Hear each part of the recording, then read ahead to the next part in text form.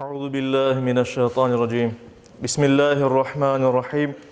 Elhamdülillahi rabbil alamin ve salatu vesselam ala rasulina Muhammed ve ala alihi ve ashabihi ecmaîn. Amma ba'd. Selamünaleyküm sayılı cemaat-i muslimin. Yüce Rabbimiz bu mübarek günde yapacak ibadetlerimizni, namazlarımızı, niyazlarımızı en güzel şekilde kabul ve makbul eylesin inşallah. Bugünkü vaazımızın ve hutbemizin mevzusu Aşure kunu olacak. Hatırlatam sayılı cemaat, geçken bazar ertesi Avgust 9. günü yeni Hicri yıl başladı. 1443. Hicri yıl başladı.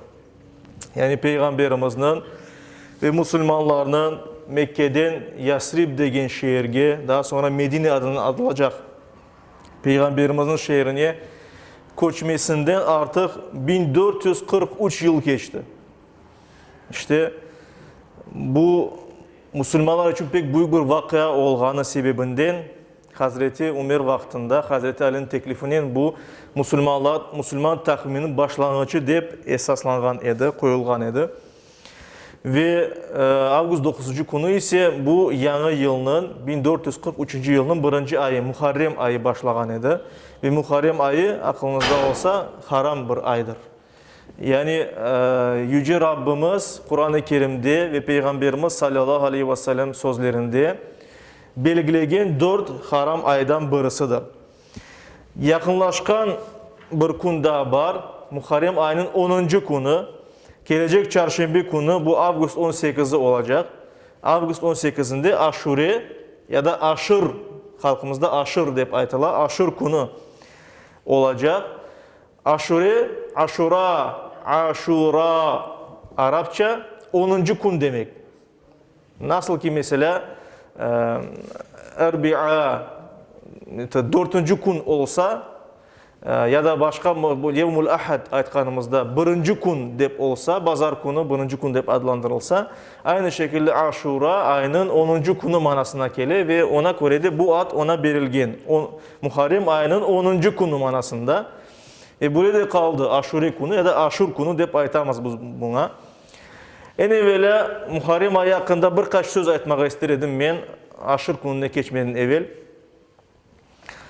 Muharrem aytkanımız gibi 4 haram aylardan birisidir. Kur'an-ı Kerim'de buyurula Allah-u Teala köklerin yerini yaratkan vaktinden başlap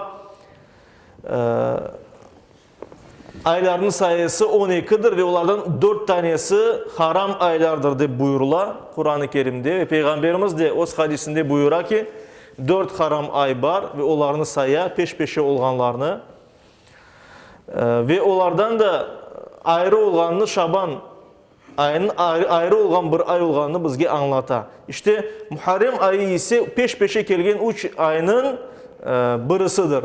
Demek ki Zilhicce, Zilkade ve Muharrem ayları peş peşe gelgeni için onlar hepsi haram aylar deyip sayılmakta. Haram ay degeni nedir? Asıl da Muharrem sözünün manası haram etilgen manasına gelir ve onun adı da bu ayın haram bir ay olağına gösterir. Haram ise yani bir şeyler yapılması yasak olgan, bir şeyler yapılması günah sayılgan bir ay manasına gelir. Ve bu günlerde daha İslam'dan evvel Araplarda, başka ümmetlerde cenk yasağı var idi. Yani Müslümanlıktan evvel bile Araplarda bu aylarda şu cümlede Muharrem ayında cenk yapmaydılar. Günah yapmamaya tırışaydılar. Güzel şeyler yapmaya tırışaydılar. Çünkü Allah-u Teala bu aylara ayrı bir değer bergen. Ve Peygamberimiz İslam dinine çağırmaya başlagandan sonra o da aynı şekilde bu haram aylarına hürmetini kaldırdı.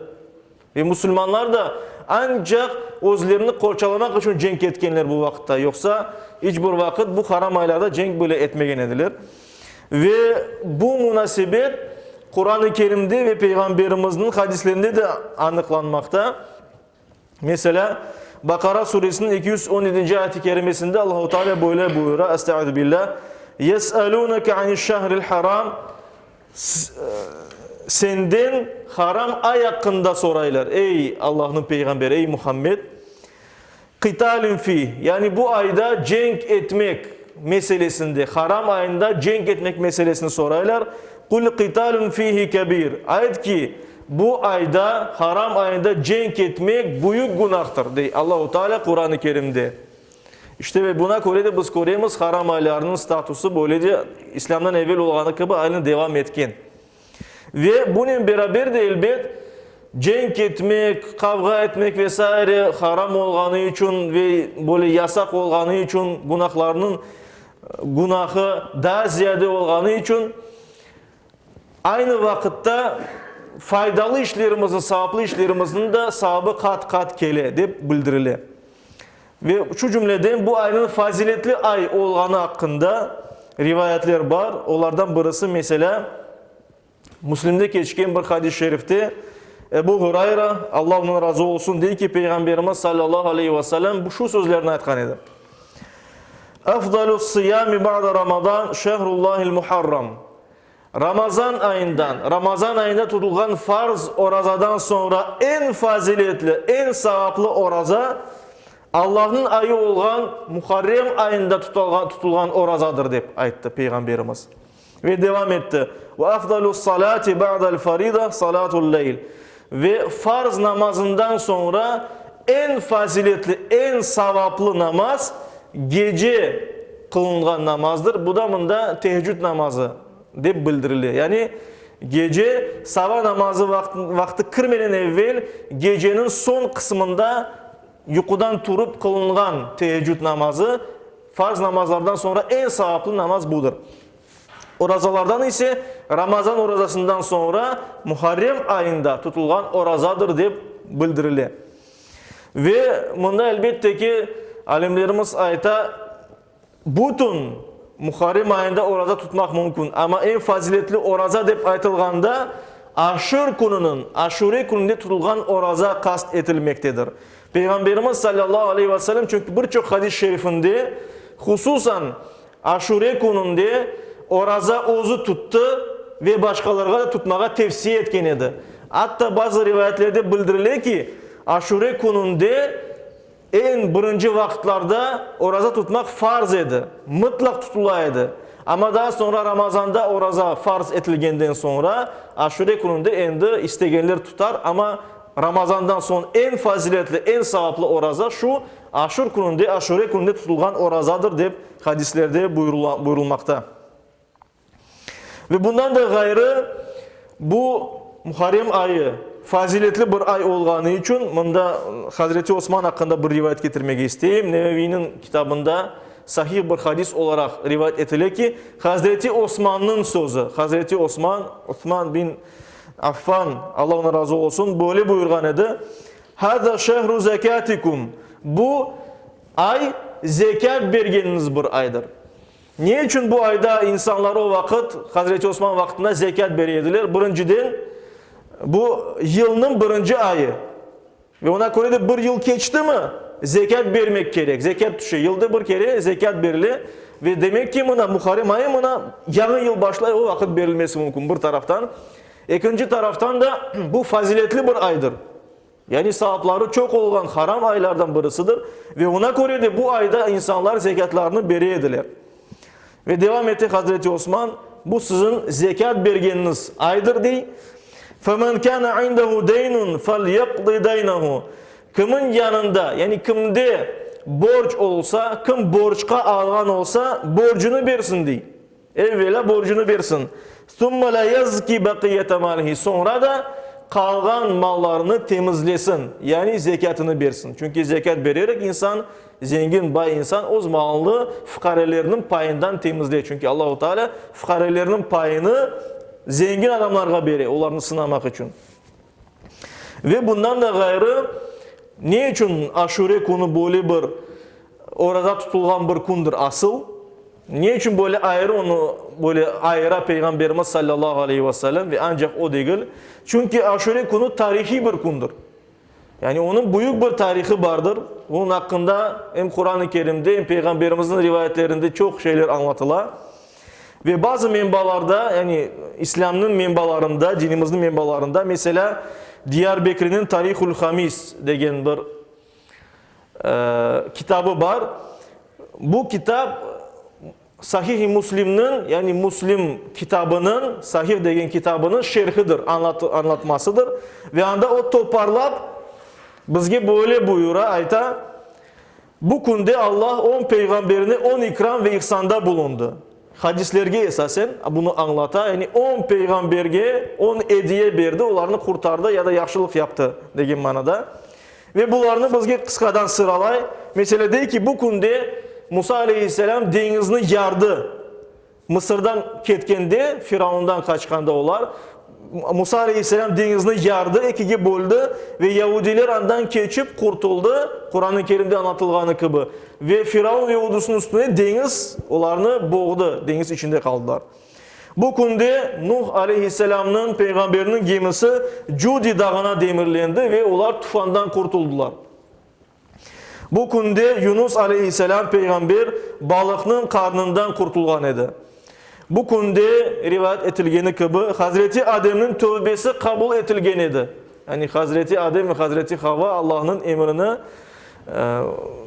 yasağını yerine getirmediler. Uzak işte bozdular ve ona göre de ceza olarak yerge yollandılar. Ve elbette ki ikisi de tövbe ettiler ve Hazreti Adem'in tövbesi işte bu aşure günü tövbe olarak kabul olungan eken rivayet etile. Daha sonra bu kunde Yusuf aleyhisselam atılgan kuyudan çıkarılgan edi. Ağaları onu kuyuga taşladılar çünkü işte babası onu daha ziyade sevedi, kıskana ediler ve ondan kurtulmak istediler. O kunde işte atkan ediler kuyuga ve anda bir kervan geçip Hazreti Yusuf'unu o kuyudan çıkargan edi ve kurtargan edi Aşure gününde. Bu kunde İsa aleyhisselam dünyaya kelgen edi, doğan edi ve bu kunde de semaga yükseltildi. Biz bilemiz, Müslümanlar olarak inanamız ki İsa peygamber öldürülmedi, haçka kerilmedi. Allah-u Teala onu yükseltti göklerge ve o ahir zamana yakın bir vakitte gelecek ve o vazifesini bu yerde getirecek. Yani Deccal degen bir büyük fitnecini öldürecektir. İşte bu konuda Davud aleyhisselamın tövbesi kabul etilgen edi. Aynı bu konuda İbrahim aleyhisselam büyük peygamberlerden birisi doğdu. Bu konuda da Nemrut'un çıkargan ateşinden kurtuldu.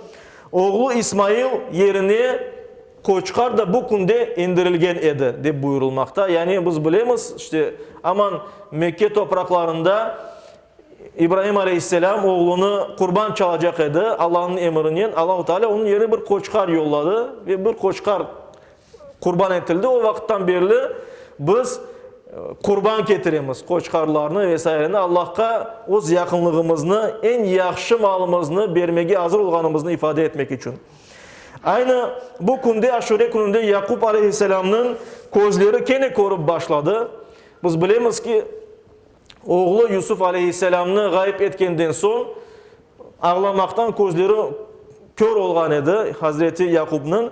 Ama daha sonra onun oğlu artık kardeşlerinin beraber men Yusuf olganını aytıp öz kolmegini yollaganda ve Hazreti Yakup işte o demek kolmegini gözlerine getirgende gözleri açılgan edi. İşte bu Aşure günü olgan bir şeydi.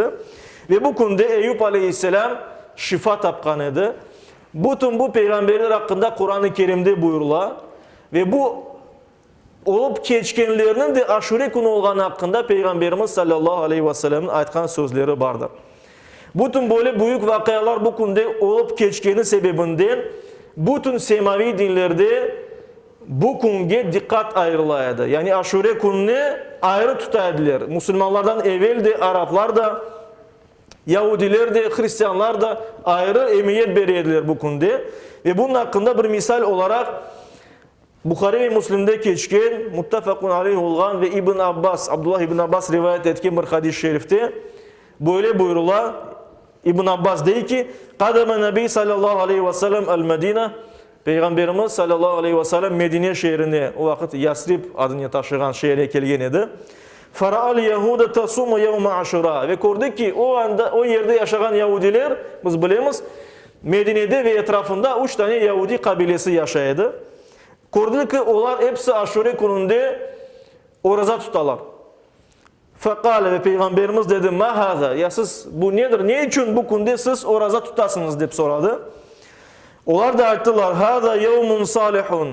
Bu salih bir kundur. Yani büyük bir kundur. Hayırlı işler becerilecek bir kundur. Necallahu fihi bani İsrail min aduvihim. Bu kunde Allahu Teala İsrail oğullarını yani Yahudilerini, çufutlarını düşmanlarından kurtardı. Yani Firavundan kurtardı ve kavminden. Fasama Musa ve buna göre de Musa aleyhisselam peygamber bu konuda oraza tutaydı. Allahu Teala onlarını kurtarganı için ve Yahudiler de tutaydı demek ki. Ve Peygamberimiz sallallahu aleyhi ve sellem dedi: "Fa ana hakku bi Musa minkum." Men Musa'ga sizden daha yakınım, hakkım daha da çok. Musa aleyhisselam'a yani men ona daha yakınım manasında. Fasamahu ve amara bi siyami. Ve Peygamberimiz ozu bu konuda oraza tuttu ve başkalarına da tutmağa emir etken edi. Yani bunda emir etmek tefsiye manasında. Tefsiye etken edi. Tırıştırgan edi. Ama birçok rivayetler var ki bu rivayetlere göre anlaşıla İslamiyet'ten evvel Araplar da Mekke şehrinde Aşure kunde orada tutaydılar. Ve Peygamberimiz sallallahu aleyhi ve sellem daha Yahudilerin de laf etmeden evvel de Aşure kunde orada tutaydı. Mesela gene Bukhari ve Müslim'de geçen bir hadis-i şerifte Ayşe anamız Allah ondan razı olsun rivayet etti ki ayette enne Kureyş'en kânet tesumu aşura fil cahiliye. Hiç şüphesiz Kureyş kabilesi Mekkeliler, Mekke halkı Aşure kununda cahiliye vaktinde yani İslam'dan evvel Aşure kununda orada tutaydılar. Değil. Thumma amara Resulullah sallallahu aleyhi ve sellem bi siyami. Sonra Peygamberimiz de İslam'ı yaymaya başlagandan son o da bu kunde orada tutmağa emir etken edi. Hatta farada Ramazan ve bu al Ramazan ayının orazası farz olana kadar devam etti. Fakale Resulullah sallallahu aleyhi ve sellem ve Peygamberimiz sallallahu aleyhi ve sellem ayıttı. Ramazan orazası farz olgandan son men şa'a felyasumhu ve men şa'a felyuftirhu. Kim istese bu kunde oraza tutsun, kim istemese tutmasın dedi Peygamberimiz sallallahu aleyhi ve sellem. Demek ki Aşure kununda Müslümanlar ve Peygamberimiz Ramazan ayında oraza farz etilmeden evvel farz olarak, mutlak olarak tutaydılar. Ama daha sonra Ramazan ayını orazanın geçirip başladılar ve Aşure kununda kim istese tutar. Ama bundan evvel okuganımız hadislerine göre Ramazan'dan sonra en faziletli, en sevaplı oraza işte Aşure orazası ve Muharrem ayına tutulan oraza de buyurular. İşte buna göre de bazı alimler deyirler ki farz olgan idi. Bazı alimler mesela bizim Hanefi mezhebinden olan alimler şu cümleden mesela bu Hanife deyirler ki vacip olgan idi. Daha sonra da müstehap oldu. Ama Peygamberimiz gene de bu orazaga, Aşure günündeki olan orazaga daim tırıştıra teşvik eteydi. Bir misal olarak hadis getireyik. Bukhari'de geçken bir hadis-i şerife göre Muaviye bin Ebi Sufyan Allah ondan razı olsun rivayet etken edi ki Peygamberimiz sallallahu aleyhi ve sellem bu şu sözlerini aytkan edi. Hada yevmu aşura. Bu Aşure kunudur. Yani olgan kununu aytkan edi ki bugünkü kun Aşure kunudur. Ve lem yektubillahu aleykum siyamahu. Allahu Teala sizge baş yazısı yapmadı. Yani farz etmedi bu kunde orada tutmağa. Ve ana saim ama men orada tutam deyip Peygamberimiz sallallahu aleyhi ve sellem. فَمَنْ شَاءَ فَلْيَصُمْ وَمَنْ شَاءَ فَلْيُفْتِرْ. Kim istese bundan sonra tutsun, kim istemesi tutmasın. Ama dedi Peygamberimiz men tutam dedi. Ve ona göre de elbette herkes Peygamberimiz gibi olmağa istegeni için bu kunde orada tutmağa tırışmalıdır. Onun fazileti, sahabı pek çoktur. Bundan da gayrı hadislerde geçkeni üzere Yahudilerge benzememek için çünkü İslam'da umumi bir kaide var. Müslüman kişi başka kavimlerge, başka dinlerge, milletlerge oşamamak gerek. Yani demek ki Müslüman'a oşamak gerek, böyle ayetmek gerek. Ve ona göre de Yahudiler gibi olmamak için bu meselede Peygamberimiz sallallahu aleyhi ve sellem ancak Aşure kunu değil, 2 gün orada tutaydı. Bir gün evvel ve Aşure kunu ya da Aşure kunu ve bir gün sonra 2 gün tutaydı peş peşe. Şu 2 günden birisi de Aşure kunu orazasıydı. Sadece 10. günde tutmak da mümkündür. Aşure günde orada tutmak mümkündür ama bu mekruh sayılır. Onun günahı yoktur ama böyle hoş görülmeyen bir hareket. Çünkü sünnetimiz, Peygamberimizin sünnetini bozar. Bunu hadis getirip tasdik eteyik. Ahmet'te, Beyhaki'de ve başka hadis kitaplarında geçecek ki Abdullah ibn Abbas, Allah ondan razı olsun, rivayet etti. Peygamberimiz sallallahu aleyhi ve sellem böyle buyurgan idi. Sumu yevme aşura. Aşure gününde oruç tutunuz. Ve halifu fihil yahud. Ama Yahudiler gibi yapmanız. Yahudilerden farklı hareket etiniz diye Peygamberimiz. Sumu qablehu yevman ev ba'dahu yevman. Ondan evvel bir gün ya da ondan son bir gün tutunuz dedi Peygamberimiz sallallahu aleyhi ve sellem. Ve daha bir hadis-i şerif Müslim'de, Tirmizi'de ve Ahmet'te geçken bir hadis-i şerifte Ebu Katada, Allah ondan razı olsun, diyor ki Peygamberimiz sallallahu aleyhi ve sellem böyle buyurdu. Siyamu yevmu aşura ehtesebu alallahi en yukeffira senetelleti qabla. Ve kim aşure gününde oruç tutsa, bunu Allah için yapsa, temiz yürekten, ihlasla, temiz niyetle yapsa, umut etile ki onun bir yıl içinde yapkan günahları bağışlanır. Başka hadislerden anlağanımız gibi illel kebair. Büyük günahlar yapılmağanı müddetçe. Eğer insan büyük günahlardan, insan öldürmekten, başkasının hakkına kırmaktan vesaireden uzak dursa, ana babanın sözünü dinlememekten mesela, büyük sayılan günahlardan uzak dursa Allah-u Teala onun bütün günahlarını bağışlayabilir, bir günde tutkan orazasının, İnşallah orazası sebebinin. Ona göre de bir yıl içinde günahlarımızı bağışlattırmaya istesek ki her bir insan, her bir Müslüman az mı çok mu, büyük mü, ufak mı günah yapar, aşure gününde ve ona bir gün daha koşup oraza tutayık inşallah Yüce Rabbimiz faziletinin günahlarımızı bağışlattırır. Ve artık aman ezanın vakti kirgen, hatırlatayım, aşur gününde adetimiz var, aşır aş pişirili. Çünkü aytkanımız gibi Nuh peygamber bu günde kurtuldu tufandan ve onlar işte topladılar kalan şeylerini ve pişirdiler. Çok şeyler vardı ama azar hepsini toplayıp bir aş pişirgenler ve onu hatırlamak için bu günde adet üzere bizde aşır aş pişirili. Bizde ve başka Müslüman halklarında bu adet olarak var. Yani 10 madde yanında koşular, türlü şeyler koşarlar ve işte meşgul bilingeni aşırı aş pişirilir ve onu komşulara tarqatarlar vesaire. Güzel bir adettir ben belesem ve ona göre de kimin çaresi olsa bunu yapmaya yapsın ve bu gününü etraftaki olan insanlara hatırlatsın. Yani kimer vaktlarda yürüp yarın aşır günü olacak orada tutmuş aytmak yerine bir aşırı aşı getirip hatırlatmak daha da güzel deyip sayıla. Onun için demek hem hatırlatayıq, hem böyle şu şekilde aşırı aşını getirip adetimizni yaşatsak daha da güzel olur deyip düşüneyim inşallah. Yüce Rabbimiz her birimizge doğru yolda olmağa, aşure gününü Muharrem ayını en güzel geçirmeye, Allah'ın razılığına yetmeye nasip eylesin. Amin. Bi rahmetike.